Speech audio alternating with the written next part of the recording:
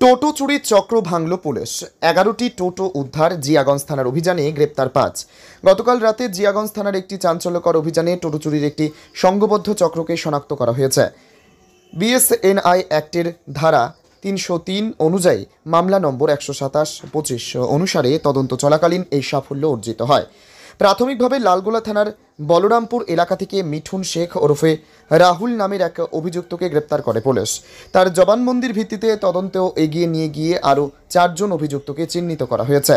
এই অভিযানে এখনও পর্যন্ত মোট 11টি চুরি যাওয়া টোটো উদ্ধার করা হয়েছে। অভিযুক্তদের জিজ্ঞাসাবাদে আরও টোটো চুরির তথ্য পাওয়া যেতে পারে বলে পুলিশ সূত্রে জানা গেছে। আজ অভিযুক্তদের স্থানীয় আদালতে পেশ করে তাদের রিমান্ডে নেওয়ার আবেদন করা হবে, যাতে তদন্ত আরও এগিয়ে নিয়ে গিয়ে চক্রের বাকি সদস্যদের ধরা এবং আরও টোটো উদ্ধারের ব্যবস্থা করা যায়। পুলিশের এহেন তৎপরতা প্রশংসার দাবিদার, যা এলাকায় জনসাধারণের মধ্যে স্বস্তি ফিরিয়েছে। ব্যুরো রিপোর্ট, এসটিভি নিউজ, সময়ের সাথে সত্যের সন্ধানে।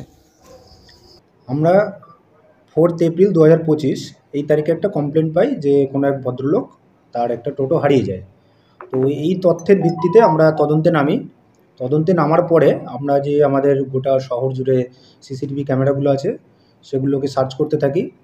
সার্চ করার ফলে আমরা প্রথমে একজনের সন্ধান পাই, যার নাম মিঠুন শেখ ওরফে রাহুল, যার বাড়ি হচ্ছে লালগোলা।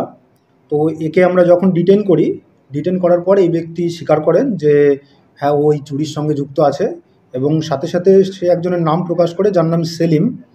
তো এই সেলিম আবার যার বাড়ি লালবাগ, সে আবার আরেকজনের নাম প্রকাশ করে, যার নাম হচ্ছে গোলাম কিবরিয়া, এর বাড়ি সাগরদিঘি। এবার গোলাম কিবরিয়া আবার আরও দুজনের নাম রিভিল করে, তাদের নাম হচ্ছে আসাদুল এবং আমিনুল। এই যে সেলিম, এ বিক্রি করতো বা এ হেল্প করতো গোলাম কিবরিয়াকে, যার বাড়ি সাগরদিঘি।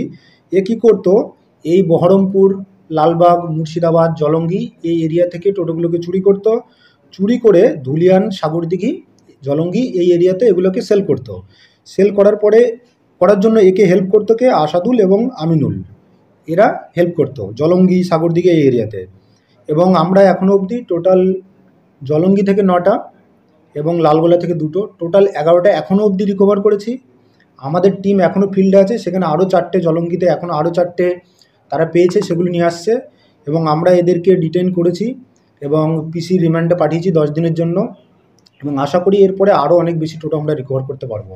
এবং এরা নিজেরাই স্বীকার করেছে যে মোর দেন 40 বা 50, ইভেন এরা নিজেরাই সংখ্যা বলতে পারছে না, তো মোর দেন 40 or 50 এরা চুরি করেছে এখন অবধি এরা জানাচ্ছে। এরা কি ফুল টিম হিসেবে কাজ করতো, মানে একজন চুরি করার পর আরেকজনের হাতে দিলে এভাবে কি ক্যারিম্যান হয়ে জিনিসটা তার কাছে পৌঁছে যেত?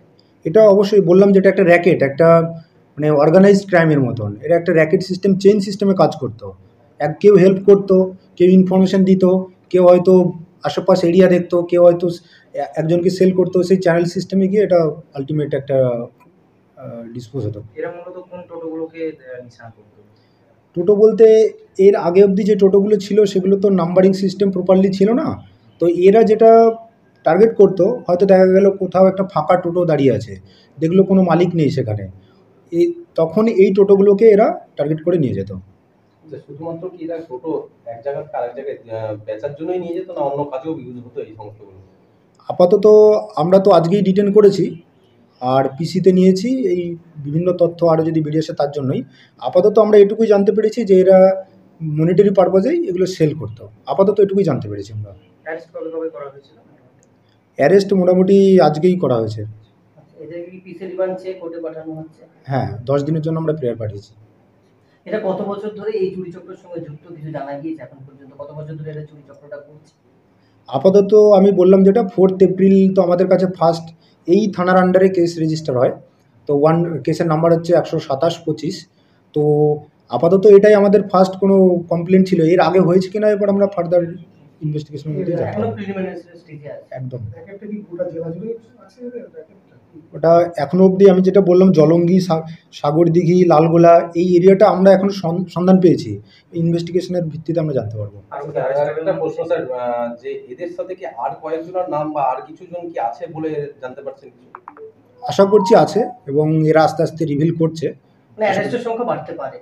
অবশ্যই আমরা খুবই আশাবাদী।